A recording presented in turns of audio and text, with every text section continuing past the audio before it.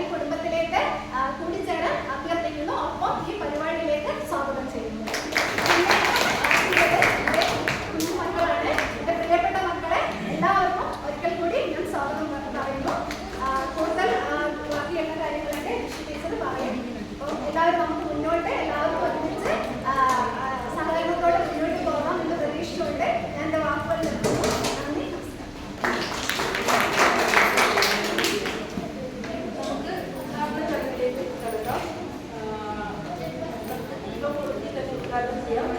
സമാജ president ജോലിസെറ്റിനെ ക്ഷണിക്കുന്നു. അതോടൊപ്പം നമ്മുടെ പുതിയ കുട്ടികൾ, പുതിയതായിട്ട് രജിസ്റ്റർ ചെയ്യുന്ന കുട്ടികളെല്ലാവരും മുന്നോട്ട് വരുന്നത്.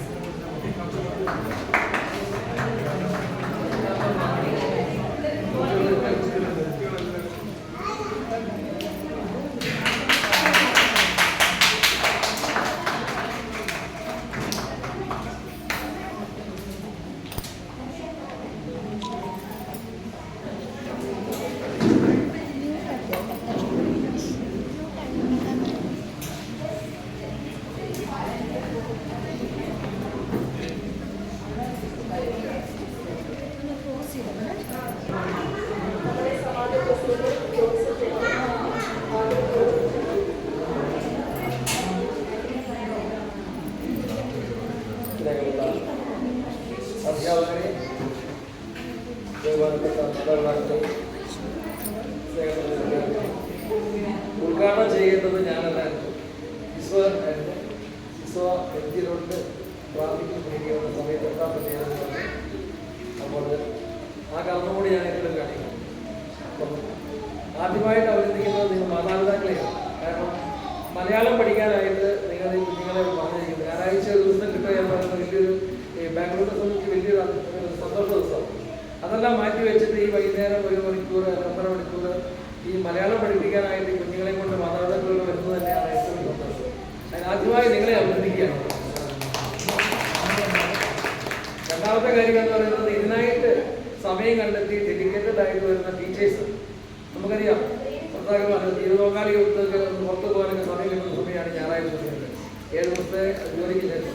അതൊക്കെ മാറ്റി വെച്ചുകൊണ്ട് അവർ നമ്മുടെ സമാജത്തിൽ അവിടെ വളർന്നു വരുന്ന പുതിയ തലമുറയെ മലയാളം എന്ന ഭാഷ, നമ്മുടെ മാതൃഭാഷ പഠിപ്പിക്കാനായിട്ട് സന്മനസ് കാണിച്ചുകൊണ്ട് അവർ ഇതിനായിട്ട് ഒരു പ്രതിഫലവും സ്വീകരിക്കാതെ ഇറങ്ങി വരുന്നത് തന്നെയാണ് നമുക്ക് ഏറ്റവും വലിയ അഭിമാനമാണ്.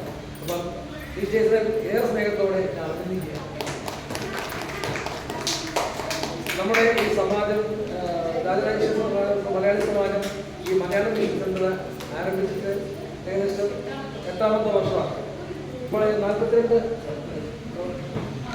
42 മക്കളുണ്ട് മലയാളം ഭാഷ പഠിക്കുന്നുണ്ട്. അപ്പോൾ നമ്മളെ സംബന്ധിച്ചുള്ള ഒരു അതിശയയുടെ കാര്യമാണ്. കാര്യമാണ്. കാരണം ഈ തിരക്കിനിടയ്ക്ക് ഒത്തിരി പഠിക്കുക ICSE, CBSE സിലബസുകളൊക്കെ ഒത്തിരി എഴുതാനും വായിക്കാനുള്ള സമയത്ത് സമയം കണ്ടെത്തി കുഞ്ഞുങ്ങൾ വരുന്നുണ്ട്. ഇപ്പം മലയാളം പഠിക്കാനുള്ള ഇൻട്രസ്റ്റ്, അതുപോലെ മലയാള കവിതകളിലൊക്കെ ഏറ്റവും കൂടുതൽ ഒന്നാം സ്ഥാനത്ത് എത്തിക്കുന്നത് നമ്മുടെ മലയാളം സിനിമ. അത് നമുക്ക് അഭിമാനമാണ്. ഭാരതദേശ മലയാളത്തിൽ നിന്നാണ് ഏറ്റവും കൂടുതൽ നല്ല കലാപ്രതിഭയുള്ള കുഞ്ഞുങ്ങൾ കവിതകൾ എഴുതാറുണ്ട്. അവർ ടീച്ചേഴ്സും അതിൻ്റെ ഡെഡിക്കേറ്റഡാണ്. അവരൊക്കെ അഭിനന്ദിക്കുകയാണ് ഈ അവസരത്തിൽ. ഈ വർഷത്തെ പ്രവേശനോത്സവം 4 കുട്ടികളാണുള്ളത്. അവരെയും 4 കുട്ടികളും അവരുടെ മാതാപിതാക്കളെയും പ്രത്യേകമായിട്ട് സ്വാഗതം ചെയ്യുന്നു. അതോടൊപ്പം ഈ വർഷത്തെ പ്രവേശനോത്സവം ഉദ്ഘാടനം ചെയ്തതായി ഞാൻ പ്രഖ്യാപിക്കുന്നു. ഒരു അനുഭവം പറയുകയാണ്. ഞങ്ങളൊക്കെ 1991 ഇവിടെ വന്നപ്പോൾ മലയാളത്തിന്റെ ഭാഷ പഠിക്കാനായിട്ട് ഈ കുഞ്ഞുങ്ങളെ, എൻ്റെ കൊച്ചിനന്ന് 2 വയസ്സേ ഉള്ളൂ, 3 വയസ്സിന്, അവൾക്കന്ന് മലയാളം പഠിക്കാനായിട്ട് ആഗ്രഹം കൊണ്ട് ഞങ്ങൾ ക്രൈസ്റ്റ് കോളേജ് വരെ പോകുന്നു. അന്ന് വാഹന സൗകര്യം ഇല്ല, മലയാള അക്ഷരം പഠിക്കാൻ ഒരാഴ്ചയെ പോയുള്ളതാണ്. അത് കൊണ്ട് പോകാൻ പറ്റില്ല, കാരണം നമുക്ക് പോകാൻ വണ്ടി സൗകര്യമൊക്കെ കുറവായിരുന്നു. പക്ഷേ അവളന്നെടുത്ത എഫർട്ട് ഇന്ന് അവൾ തന്നെ വായിക്കാൻ പഠിച്ചു എന്നുള്ളതാണ്. അപ്പോൾ ഇന്ന് ഇവിടെ വന്ന് ചെയ്യാൻ നോക്കുന്നത് ഇന്നത്തെ തലമുറയ്ക്ക് എല്ലായിടത്തും സൗകര്യമുണ്ട് പഠിക്കാനായിട്ട്. എന്നിട്ടും ഇഷ്ടമില്ലാത്ത മാതാപിതാക്കന്മാരുണ്ട്. ഇഷ്ടത്തിന് പറഞ്ഞ മാതിരി എന്തിനാ മലയാളം പഠിക്കുന്നതെന്ന് ചോദിക്കുന്ന ആൾക്കാരുമുണ്ട്. പക്ഷേ ഇപ്പോൾ അത് ആ ട്രെൻഡ് മാറി എന്ന് എനിക്ക് തോന്നുന്നത്. ഈ കഴിഞ്ഞ വർഷം പറയാം പ്രധാനി മലയാളം ഭാഷയിലും അതുപോലെ മറ്റേ സിദ്ധാംപാളയത്തും ആദ്യ ക്ലാസ് നോക്കിയിട്ടുള്ള ഒത്തിരി വ്യത്യാസം വന്നിട്ടുണ്ട്. മലയാളം പഠിക്കാനായിട്ട് ഒത്തിരി പിള്ളേർ തയ്യാറാണ്. അപ്പോൾ ഈ മലയാളം പഠിക്കുക എന്നുള്ളതാണ്. നമുക്ക് അതിനകത്ത് വേറെ ഒരു വലിയ ഡിഗ്രി എടുത്തുണ്ടാക്കാന്നുള്ളത്. നമ്മുടെ ഭാഷ പഠിക്കുക, നാട്ടിൽ പോകുമ്പോൾ നമ്മുടെ മോഡ് നോക്കിയിട്ട് വായിക്കാൻ പഠിക്കുക എന്നുള്ളതാണ്. നമ്മൾ അന്യം നിന്ന് പോകരുത്. നമ്മുടെ മാതാപിതാക്കന്മാരൊക്കെ ഉണ്ട്. പിന്നെ ഏറ്റവും കൂടുതൽ മാതാപിതാക്കളെ ബഹുമാനിക്കാനുള്ള ഒരു തുറന്നു കിട്ടുന്നത് മലയാള ഭാഷയിലാണ്. മലയാളം ബുക്കുകളിലും ഒത്തിരി കവിതകളിലും അതുപോലെ നോവലുകളിലൊക്കെ മാതാപിതാക്കന്മാരുമായിട്ടുള്ള മക്കളുടെ സമ്പർക്കത്തെ പറ്റിയിട്ടുണ്ട്. അപ്പൊ എനിക്ക് തോന്നുന്നത് ഞാൻ കുറേ പുസ്തകങ്ങൾ വായിച്ചിട്ടുണ്ട്. പക്ഷെ മലയാളത്തിലുള്ള പോലെയുള്ള ഈ മാതാപിതാക്കളും മക്കളും തമ്മിലുള്ള സ്നേഹത്തെക്കുറിച്ച് എഴുതുന്ന ഒരു കവിതയോ അല്ലെങ്കിൽ ഒരു കഥയോ ചെറുകഥയോ ഒന്നും ഞാൻ ഇത് കണ്ടിട്ടില്ല. അപ്പൊ അതുകൊണ്ട് മലയാളം പഠിച്ച മക്കള് മലയാളത്തിൽ ഞങ്ങൾ കൊച്ചു പുസ്തകങ്ങൾ വായിക്കാനാണ് കൊടുക്കുക. കൊടുത്തു കഴിയുമ്പോൾ എന്നാ പറയുന്നത് വെച്ചാൽ അവർ എപ്പോഴും മാതാപിതാക്കളെ സ്നേഹിക്കാൻ പഠിക്കും. ആ ഒരു കൾച്ചർ മലയാളിക്ക് മാത്രമേ ഉള്ളൂ, വേറെ ആർക്കില്ല. പക്ഷെ ഇന്ന് ആ കൾച്ചർ മാറ്റം വന്നു പോയി എന്നുള്ളതാണ്. ഇതിരിക്കുന്ന കുഞ്ഞുമക്കളോട് പറയുകയാണ് മാതാപിതാക്കളെ സ്നേഹിക്കണം, മാതാപിതാക്കളെ അനുസരിക്കണം, അവരുമായിട്ടുള്ള ആ സഹോദരങ്ങളുമായിട്ടുള്ള സ്നേഹമൊക്കെ ഉണ്ടാകണം. കാരണം നമ്മുടെ കാലത്ത് മുത്തശ്ശിമാരൊക്കെ ആയിട്ട് നമുക്ക് ഒത്തിരി ബന്ധങ്ങളുണ്ടായിരുന്നു. ഇന്ന് അതില്ലാണ്ട് പോവുകയാണ്.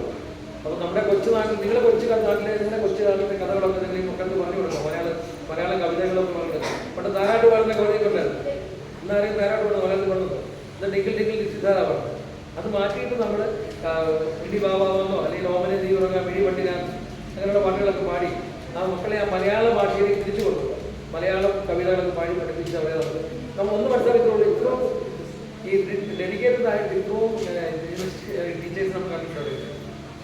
1 രൂപ പോലും വാങ്ങാത്ത ഒരാൾ ഒരു പരിപാടി ചെയ്യാൻ തന്നെ എല്ലാ ഞായറാഴ്ചകളിലും ക്ലാസ്.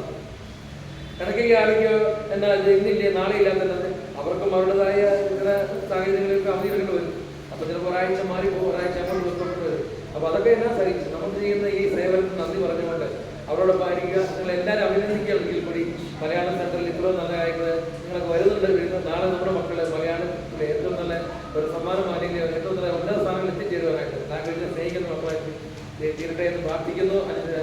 എല്ലാവരെയും അഭിനന്ദിക്കുന്നു. എല്ലാവർക്കും ആശംസകൾ നേരുന്നു. ഏറെ സ്നേഹത്തോടെ ഞാൻ ഒരിക്കൽ കൂടി നിങ്ങൾ എല്ലാവരെയും അഭിനന്ദിച്ചുകൊണ്ട് വാക്കുകൾ നിർത്തുകയാണ്. കാരണം എനിക്ക് അടുത്തൊരു 5:30 ഒരു പരിപാടിയുണ്ട്. അതിന് പോകാനിരിക്കാൻ വേണ്ടി അവിടെ എത്തുന്നതാണ്. 5:45 സ്റ്റാർട്ട് ചെയ്യും. തുടർന്ന് മടിവാള എത്തണം. അപ്പോൾ ഞാൻ അതുകൊണ്ട് ഞാൻ ലീവ് ചെയ്യുകയാണ്. അപ്പോൾ എല്ലാവരുടെ അനുവാദത്തോടുകൂടി ഞാൻ യാത്ര ചെയ്തു.